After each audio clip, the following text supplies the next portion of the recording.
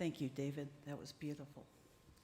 Good morning, and welcome to Eliot Chapter's first morning in June. I'm Trina Precy, and I'm very happy to be here serving as your liturgist today. Eliot is an intentional community whose shared work is to open our doors to all races, genders, and sexual orientations. We welcome people of all creeds and beliefs, every type of family, and any economic circumstances. Our vision is to create a just world through vibrant, beloved community. If you're here for the first time, thank you for choosing to spend your Sunday here with us. We hope that the message resonates with your mind and heart. If you received a guest card on your way in, please complete it and place it in the offertory basket when it comes around. And if you're visiting online, a special welcome to you. Send us an email to welcome@eliotchapel.org, and we'll reach out to welcome you and answer any questions you might have. After the service, we'll gather for coffee and conversation in Adams Hall, out here to my left. Go out these doors and turn to the left. In addition, everyone's invited to go online at 12:30 this afternoon for our Zoom coffee hour. The link is in our website and in our weekly Eliot email. Now for our opening words, a piece by Melanie Davis called Exploring Who We Are.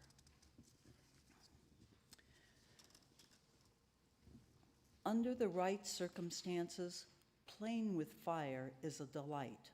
Imagine being gathered around a fire pit as the crackling flames invite us to sing, dance, and roast a marshmallow or two. Our chalice also invites us to play, although with ideas, not marshmallows. The flame encourages us to explore who we are, who our neighbors are, and where we are on our spiritual journeys. Today, we light this chalice in the spirit of play. Let us trust the light to guide us in this hour and in the days to come, finding joy along the way. Our opening hymn today is Woyaya.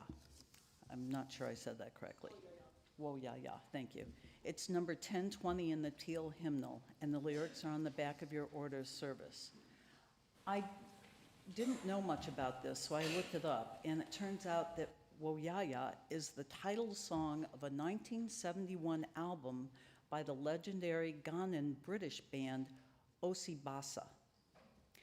The band was founded in London in the late 1960s by 4 expatriate West African and 3 London-based Caribbean musicians. So you know what kind of vibe is going on there. The song was frequently heard in work camps throughout Central West Africa in the 1970s and 80s. The term Woyaya, like many other African scat syllables, can have many meanings. Here it means we are going. Let us rise in body or spirit and lift our voices. I'm going to start you off at the beginning, and then because I love you drum, you know this, I'm going to join you in drum because we know this song very well, and we can already continue to sing. So thank you again. That was brilliant.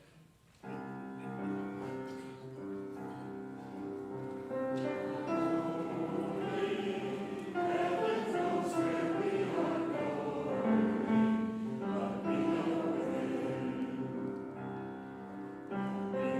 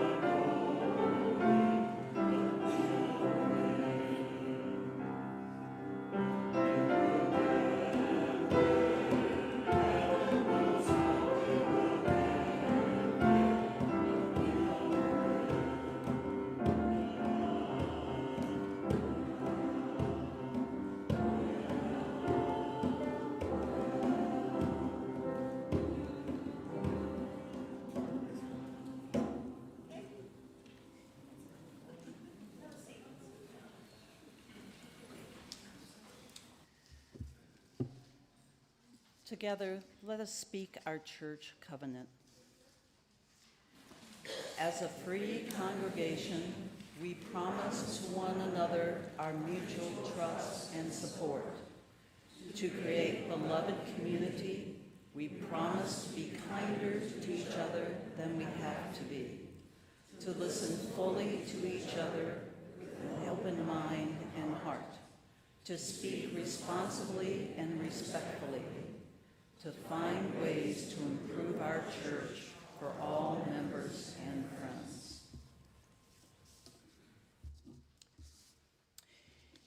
If you are worshiping in person today, you may place money or a check in the basket, or use your smartphone to scan the QR code in your order service. Or you may give online by going to our website and clicking the Giving tab, then choosing Share Plate. We doing the offer too? Oh, I'm out of order. I'm sorry. We're doing our prayer first. And I knew that. Well, it gets you ready for the offering that comes next. But let's first spend a few moments together in a time of prayer and meditation.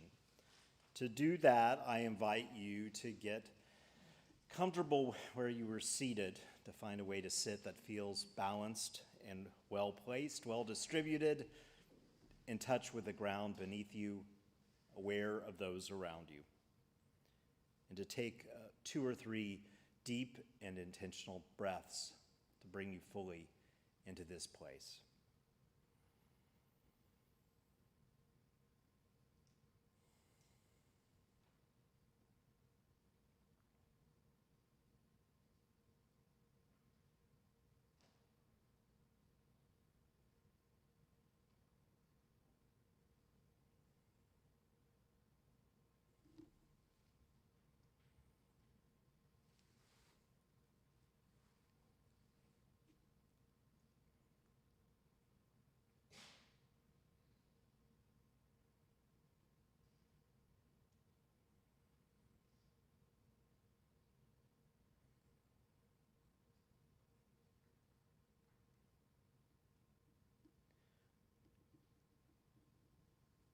The words today for our meditation are based on the words of Gretchen Haley.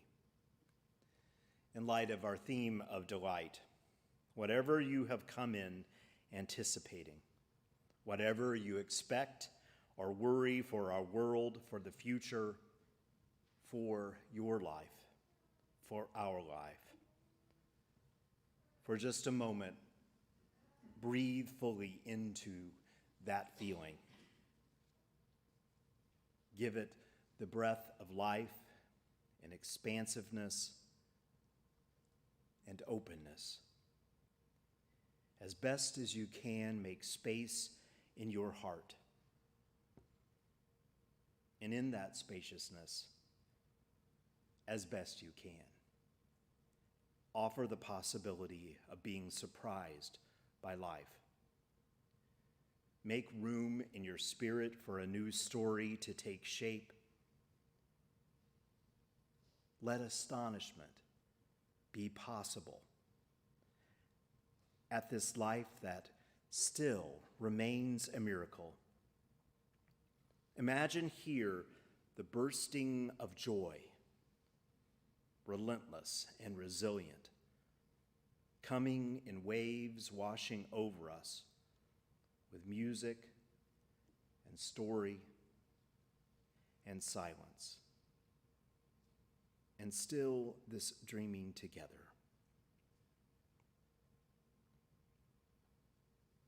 As we move into this month of June, may our lived prayer be the possibility of hope and joy and delight.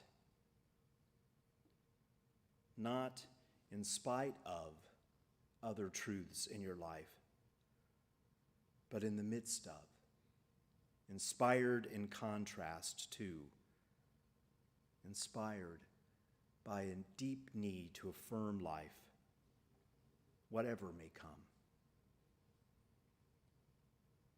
May we practice that possibility together. in all the ways that we may. Let's spend a couple of moments in quiet together, but before that, I invite you to call to mind those that in your life are bringing you thoughtfulness this morning, either in celebration of what you know or in concern. And if it would be meaningful to do so, I invite you to speak their names before we move into quiet, and to speak their names now.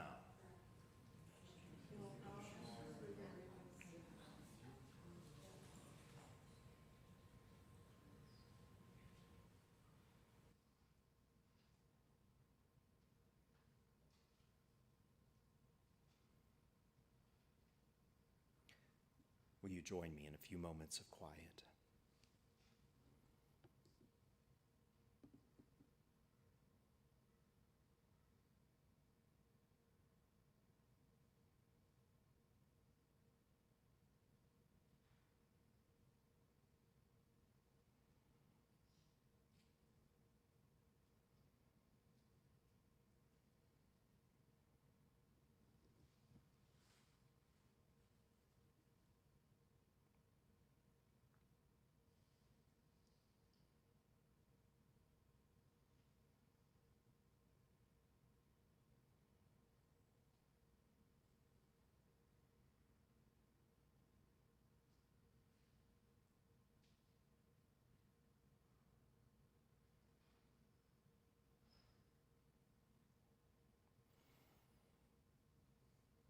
For all those in our hearts and minds, we offer deep connection and continuing prayer.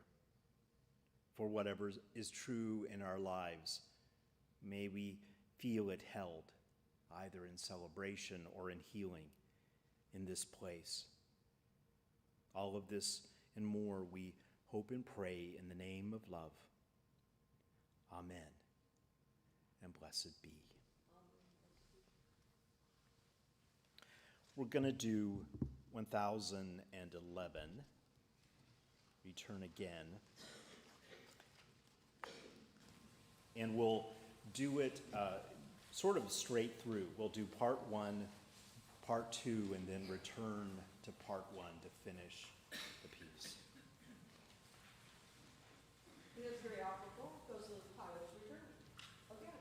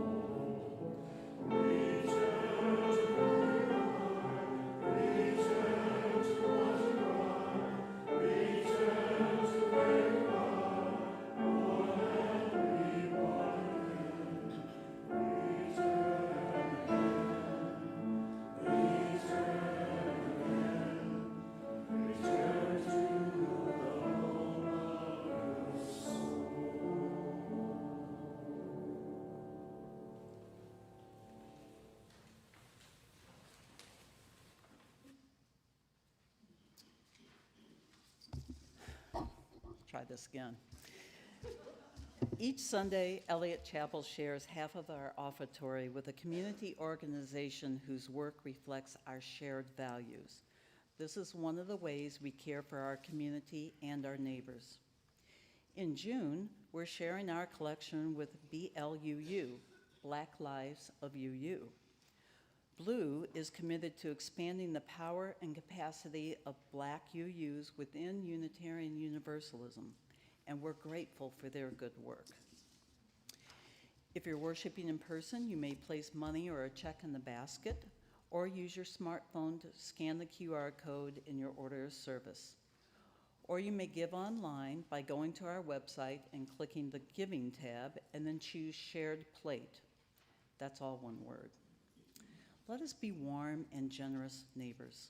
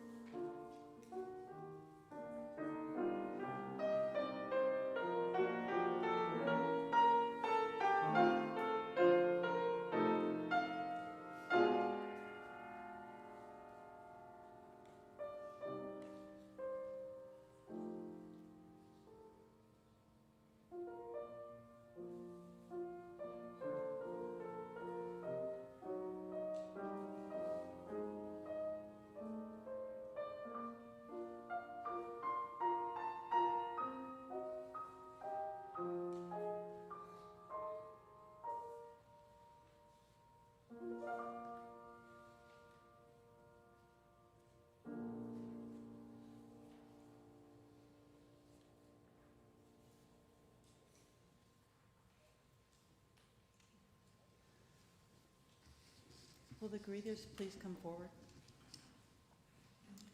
Please join me in the dedication of these gifts to the work of the church, which is weaving a tapestry of love and action. We dedicate our lives, and these our offerings.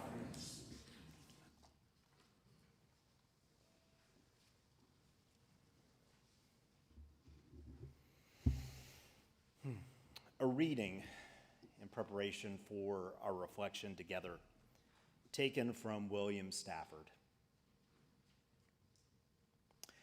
If you don't know the kind of person I am, and I don't know the kind of person you are, a pattern that others made may prevail in the world.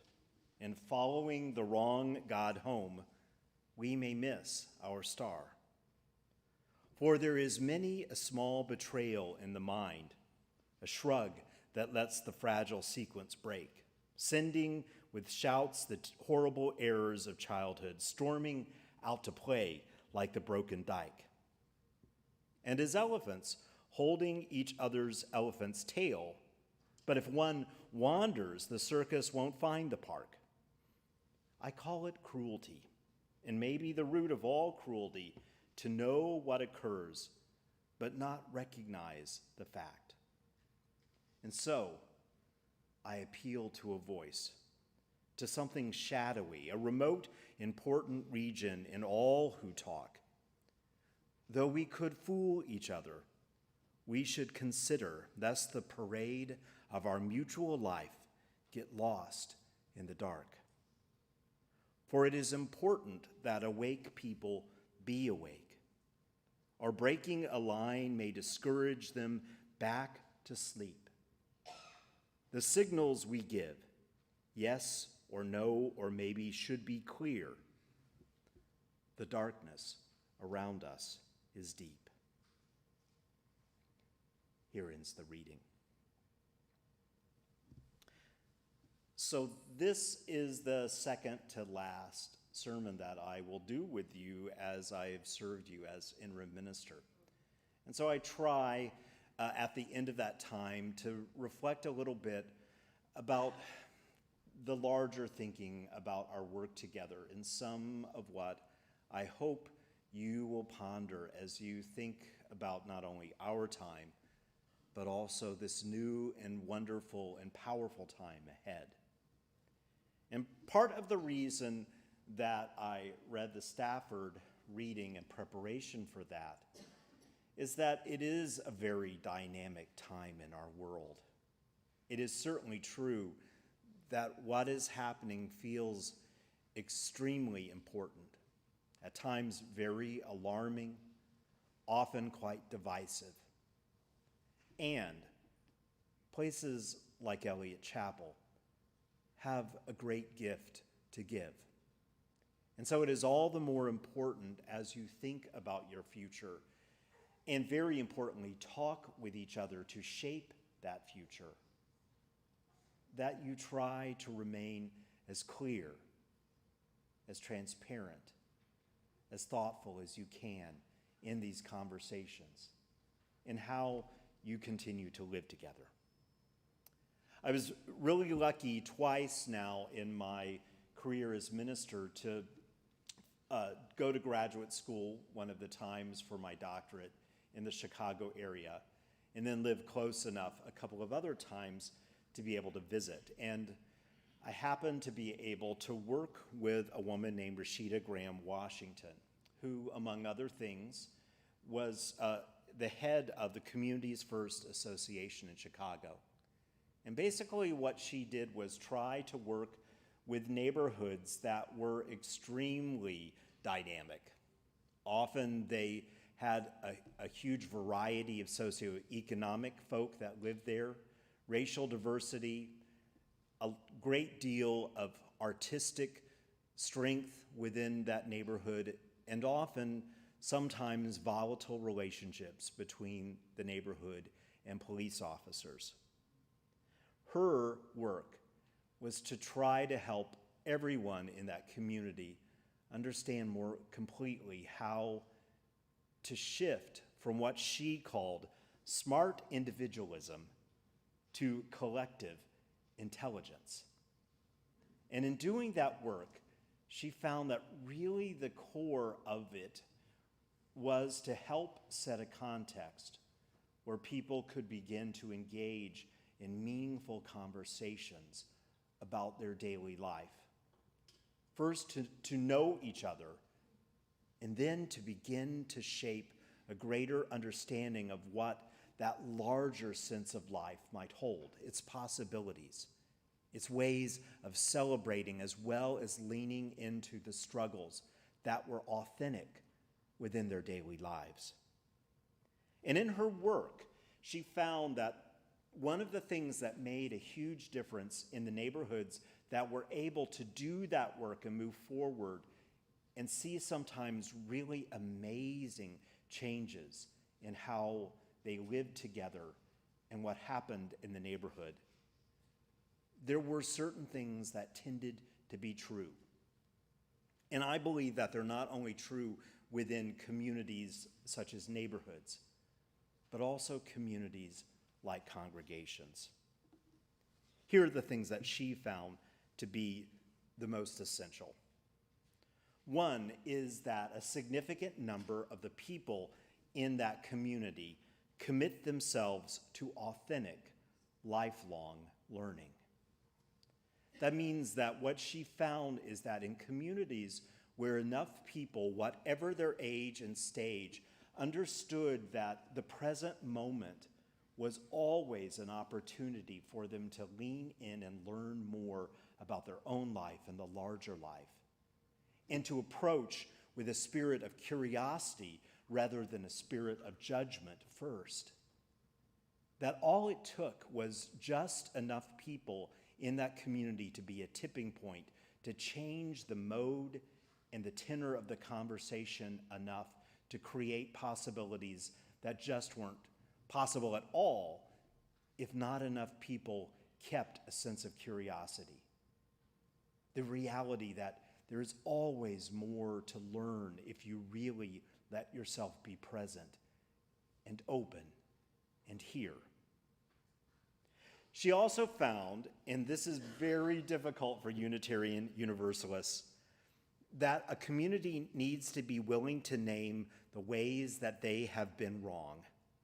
They need to anticipate that failure will happen and at worst hold it neutrally, but more likely to realize that the places of failure at the very least indicate the places where you've taken the risks that matter, but almost always are the places where you learn most powerfully how to move forward in better ways. She believes that if you are willing to hold to the importance of the community's ability to work together and to bridge the gaps that might seem to divide you, to believe that that is possible, and that sometimes the very difficulty itself will be the place that will teach you best how to do that.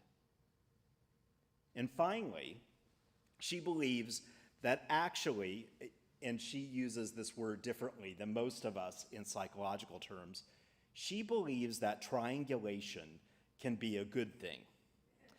What she means by that is not what we typically mean. Mostly in communities, when we say triangulation is hurtful, we mean that instead of going directly to the person that you have a problem with, you go to your best buddy and the two of you gripe about it for a few hours, and if possible, you try to sway them to hate that person that you have been mad at for the last week. That's not very helpful triangulation.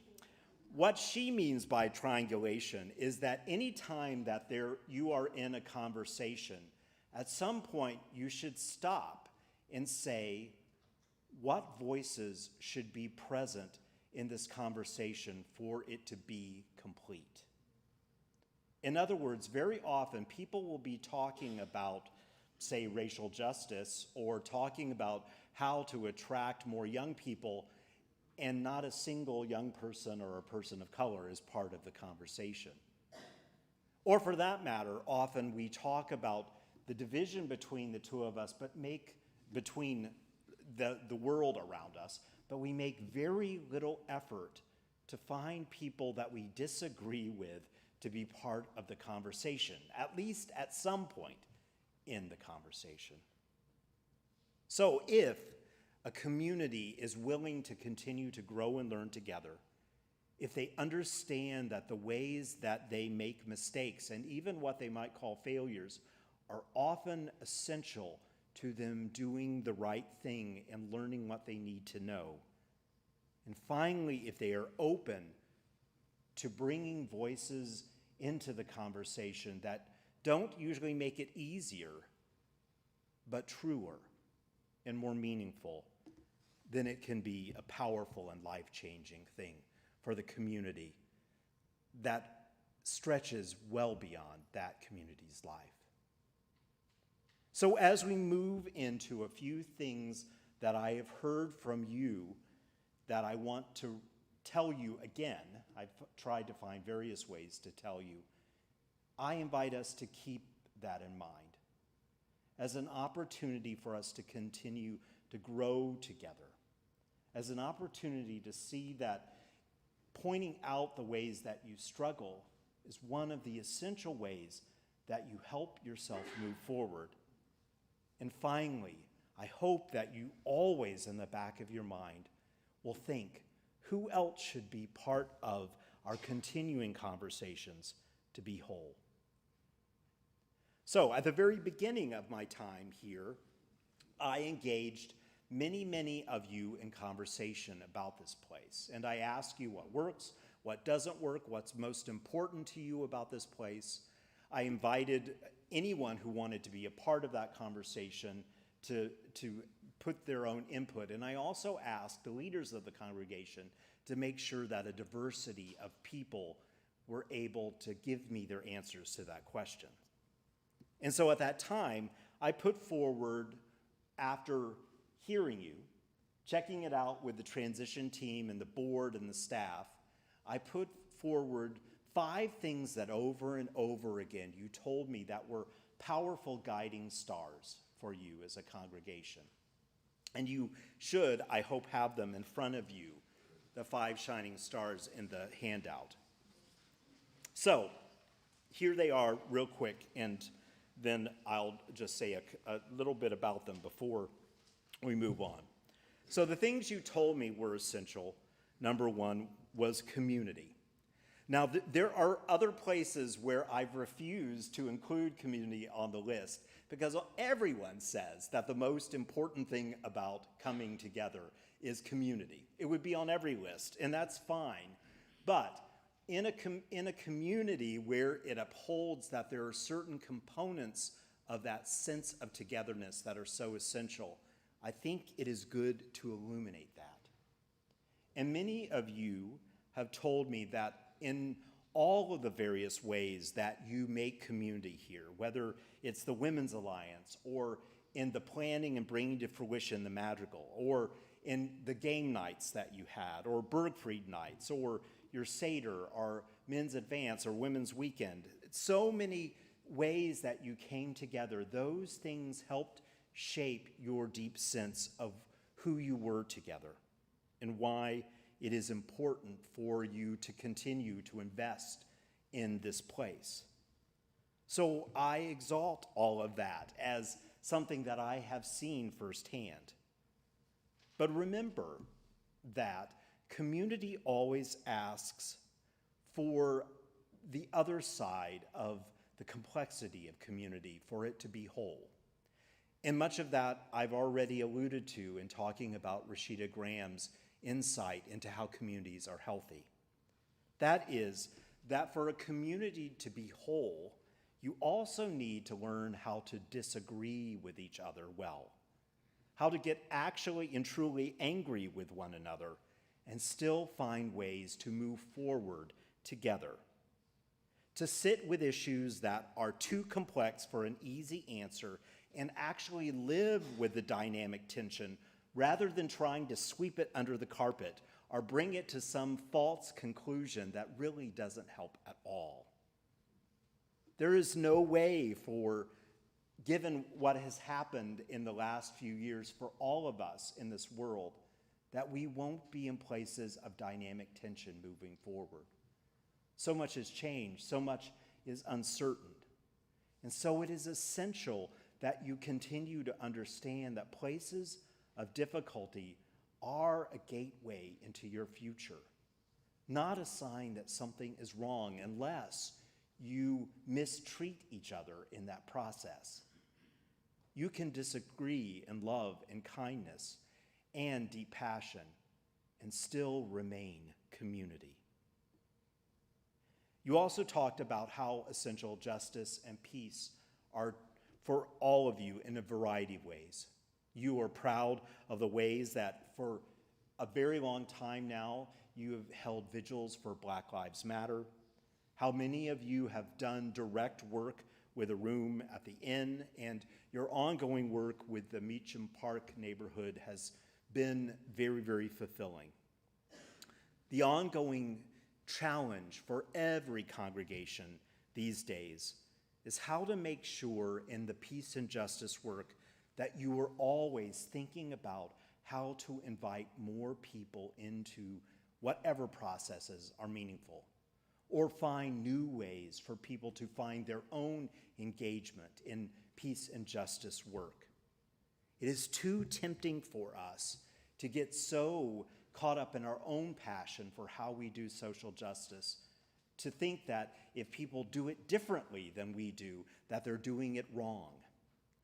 We have to continue to make space at the table for us each to find a meaningful way to bring about this important work. There's way too much work without it being something that we share as broadly as we can. You told me over and over again that this community believes deeply in the power of music, and that many of you are very proud of the musical legacy of this congregation. For me, thinking about your future, I invite you to remember that music is a profound source of connection, but almost always that connection also carries with it significant cultural associations.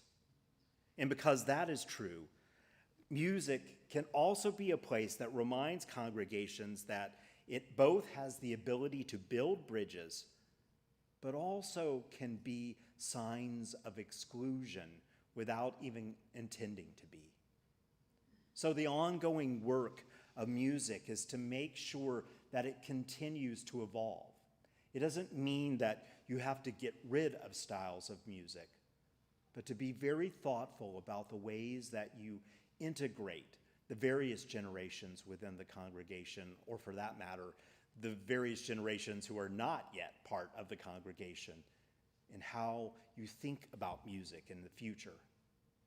Each of you will have the kind of musical styles that speak to you deeply, but opening up the possibility for more people to experience music directly is important and good work for the future. Number 4, a lot of you talked about change and growth.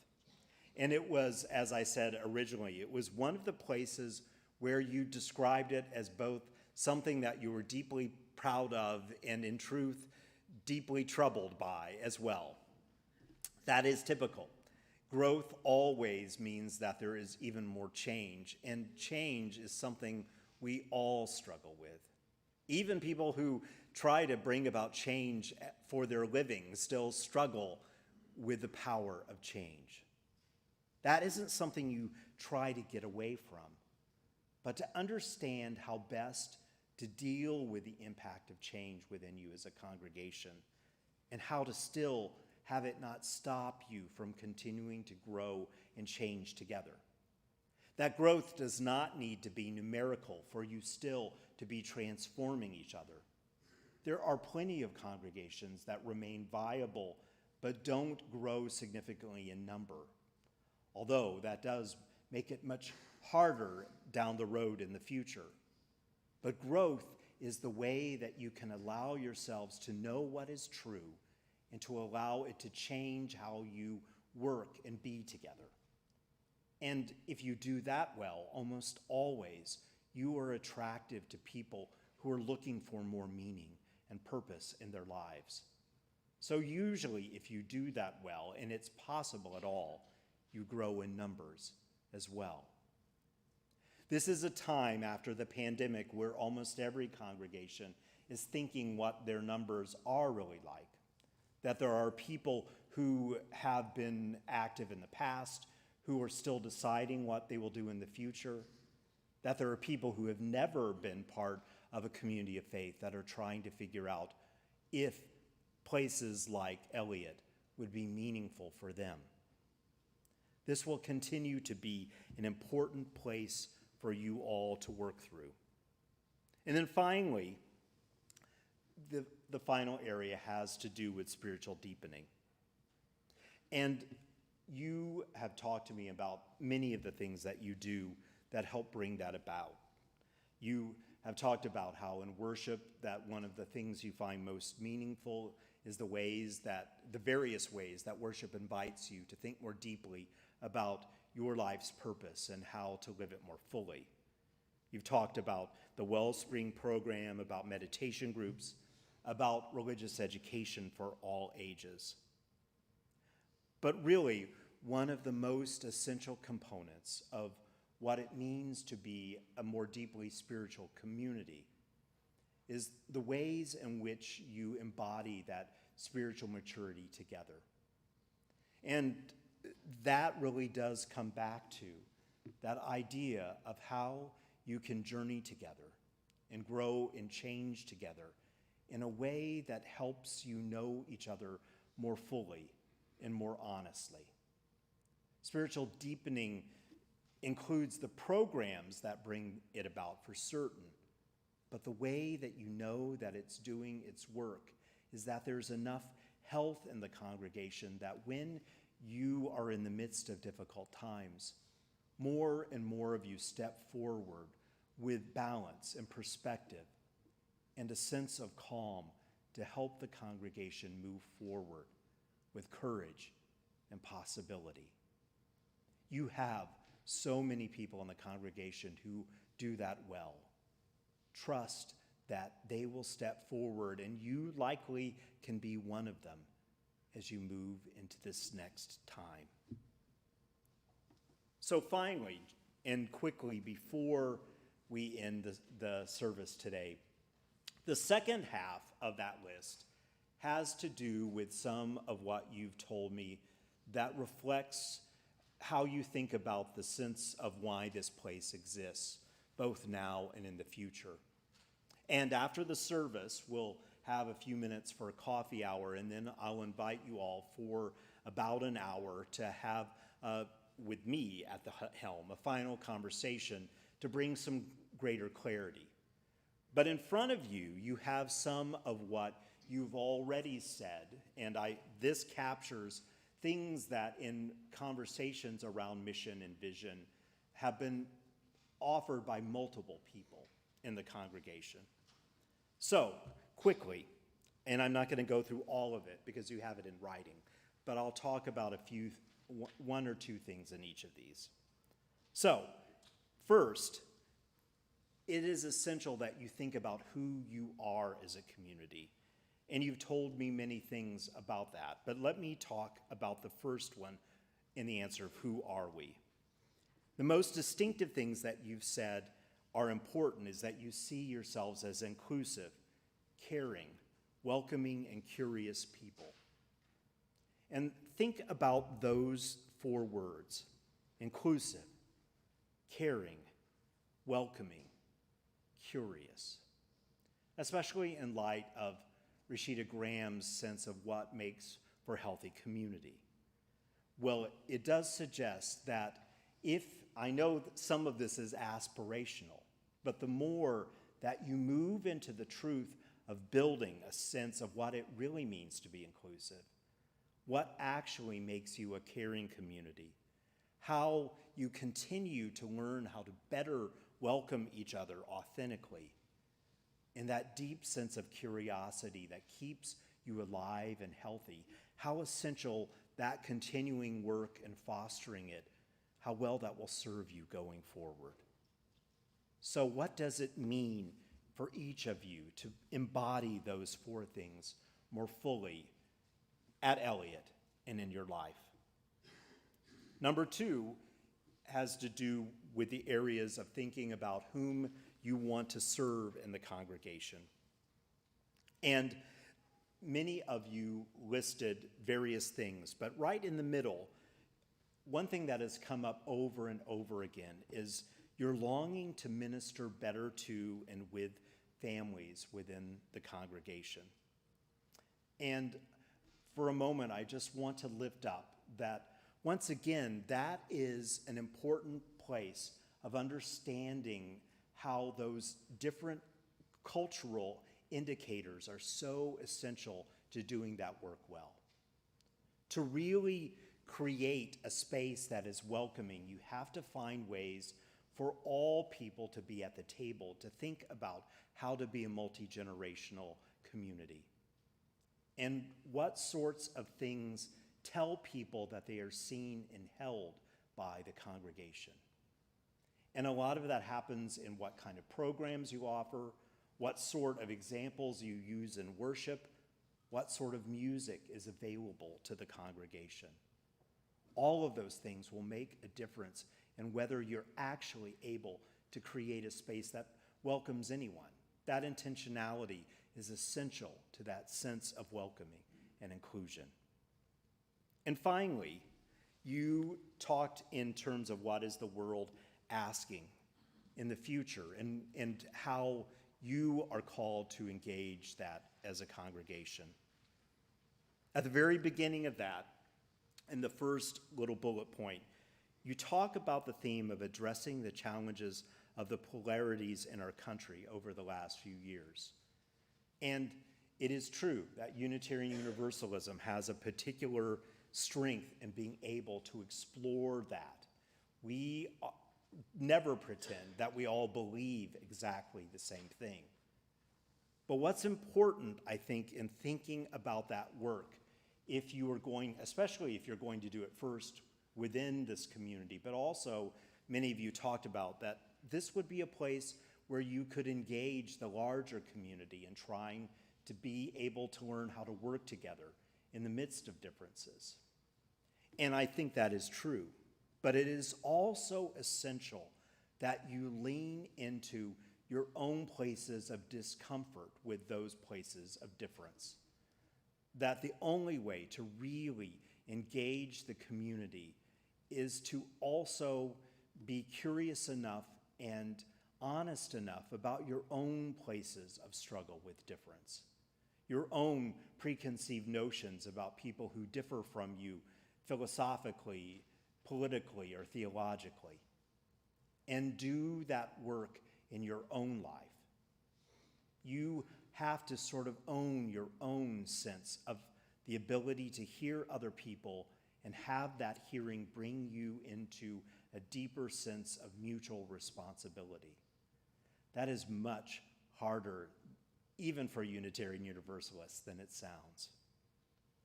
So, we'll talk more in a few minutes after the service about these areas and how you might want to move forward into them. But finally, I have appreciated over this last year the deep sense of this congregation in its health. There are so many ways compared to other congregations I've worked with that I have been deeply proud of what I've seen in you. You have a definite maturity of perspective, an open-hearted and open-mindedness. You have a deeper sense of what it means in the fullest embodiment to be Unitarian Universalists. I've seen that in the ways that you care for each other, the way that you made your path through the difficulty of COVID, not perfectly, but with a sense of purpose and love, and how you stay at the table in seeking to be a full and integrated community. So I offer, as the closing of this reflection, the words of John Daniel, a prayer among friends. Among other wonders of our lives, we are alive with one another. We live here in the light of this unlikely world that isn't ours for that long. May we spend generously the time we are given. May we enact our responsibilities as thoroughly as we enjoy our pleasures. May we see with clarity. May we seek a vision that serves all beings. May we honor the mystery surpassing our sight. And may we hold in our hands the gift of good work and bear it forth whole. As we were born forth by a power we praise of this one earth, this homeland that we love. Thank you for our work this year. I look forward for a few more minutes of it after the service, but truly, I know, because I've seen it, that so much is possible in the future for you. Let's join together as we end the service with 1028, the fire of commitment, rising in the ways that. Everyone rise up. For those who are willing and able. Fire commitment, yes. Another beautiful one with Jason.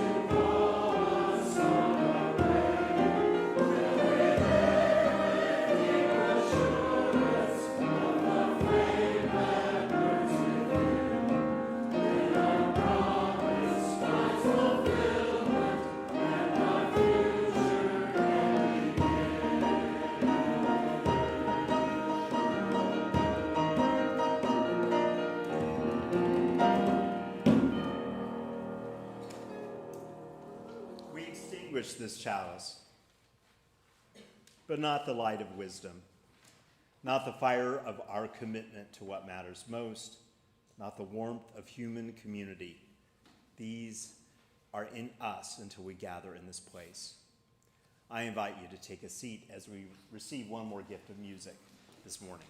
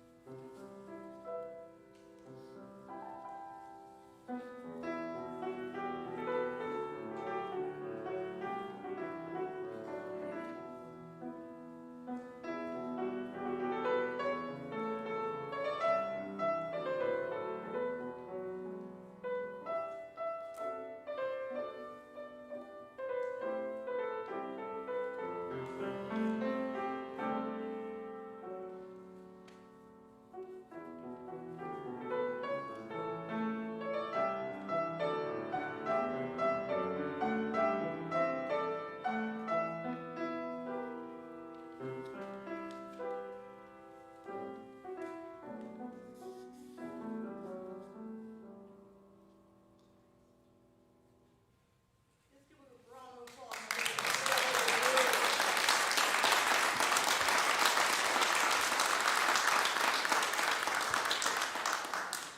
So I invite you to coffee hour. We will gather back here at 11:15.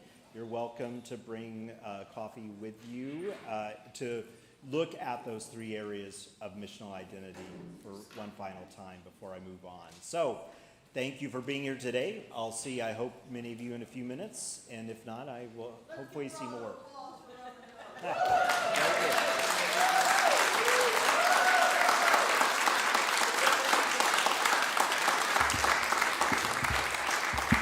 See you soon.